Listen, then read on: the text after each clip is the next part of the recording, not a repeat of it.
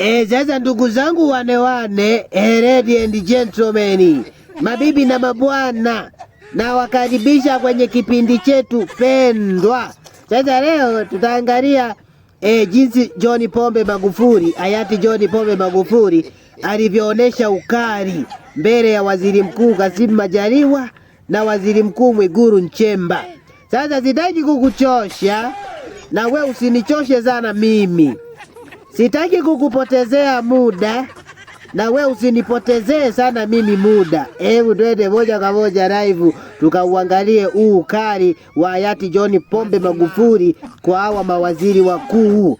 Kula chuma hicho. Ninarudia, aidha muanze kulipa kuanzia kesho, kuwalipa wale wakulima, au uanze kujiandaa utafute na maji ya kuwa unakunywa utakapokuwa roka. Haiwezekani tukawa nchi ya kutawala wa Tanzania halafu wa Tanzania wanaendelea kulia. Wapo watu wanadhulumiwa, halafu na wewe waziri mkuu naona huko mpore sana huku jimboni kule kungine na kuonaga una moto, huku mbona hujafanya moto? Usiogope kura, ninafua kunyime kura, lakini washughulikiwe hawa mafisadi. Hawa 10 vijiji vimekushinda-shindaje Mheshimiwa Waziri Mkuu? Nataka na hili ulishughulikie. Usiniache mimi nije kutoka Dar es Salaam nije nitumbue hapa, wakati mkasi na visu vya kutumbulia vyote nilikukabidhi wewe. Kama ni mpiga kura tumbua, kama ni jirani tumbua. Hiyo ndiyo maana ya kutumbua. Kutumbua oye! Luangwa safi. Kwa hiyo ninataka hawa wanaodhulumiwa, dhuluma ikome. Siwezi nikaongoza nchi ya watu wanalia kwa haki yao ya msingi. Sasa nikupeleke kwenye video inayofuata. Kula chuma hicho. Kiongozi na Mheshimiwa Waziri, nitayashughulikia haraka sana, lakini waziri na ninyi mkanisaidie haya ya ajira ya watu 200, lakini pia mkanisaidie nikafurahi moyo wangu nitakapoona watu wanapata hukumu zao kwa lugha ya Kiswahili. Labda nikuulize Mwigulu, wewe una baba yako na mama yako. Imagine baba yako ana miaka mingapi? Ana miaka 88.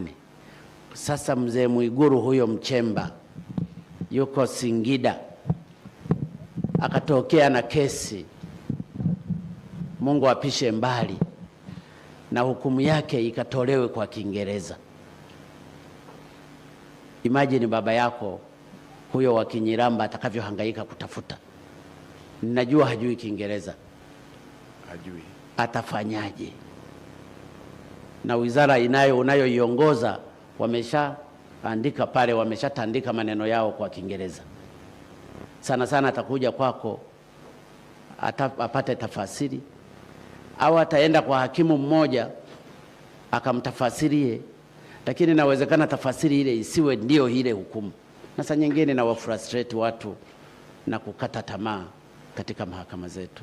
Kwa hiyo kalisimamia hili, utakuwa umejenga historia, lakini itakuwa historia ya pekee tu baba kwa Mheshimiwa Jaji Mkuu, jaji kiongozi, na kwa uongozi wa mahakama, lakini itakuwa sifa ya pekee kwa waheshimiwa majaji wa rufaa na majaji wa mahakama kuu na mahakimu na watendaji wote wa mahakama, kwamba mmefanya a final reform kwa kuhakikisha Kiswahili kilichoenziwa na baba wa taifa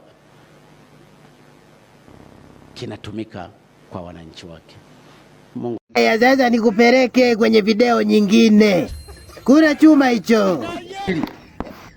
Utoke kwenye unaibu waziri uruke haya madarasa yote mpaka ukawe waziri mkuu. Hongereni sana wana Ruangwa, mlichagua mtu mwema.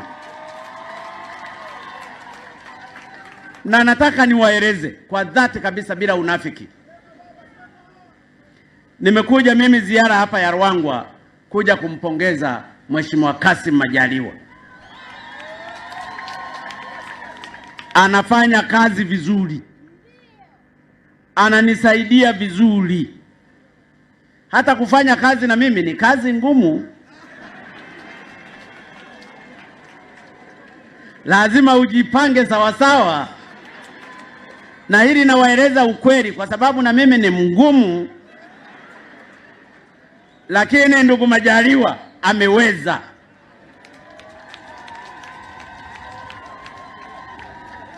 Nilipokuwa nikipewa kazi ya urais, nilisema mimi nimejipa kazi ya kutumbua majipu, kwa sababu nilijua nchi hii imefikia wapi kwenye swala la rushwa.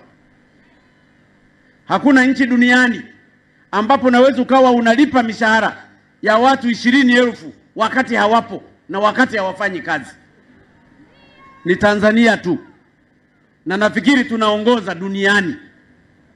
Tulikuwa na wafanyakazi hewa 20,000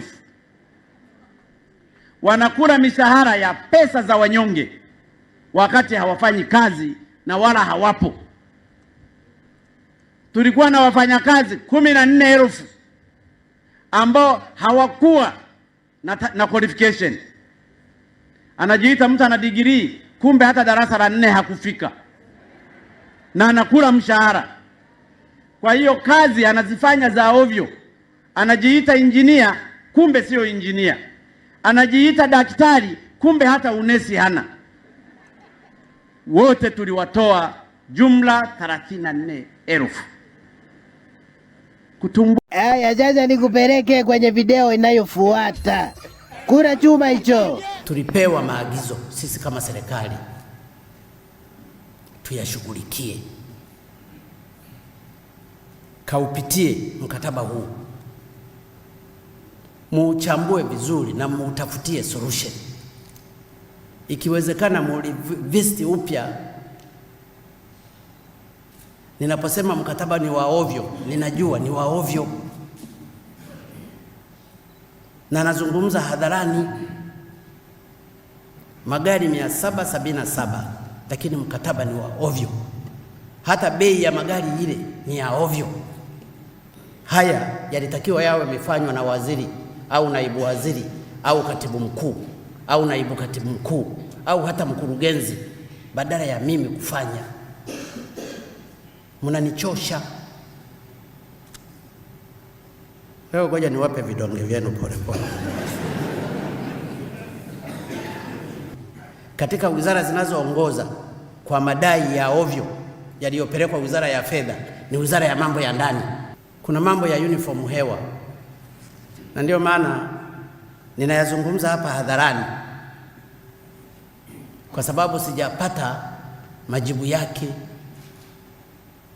Niliowapeleka pale hawakutatua matatizo haya.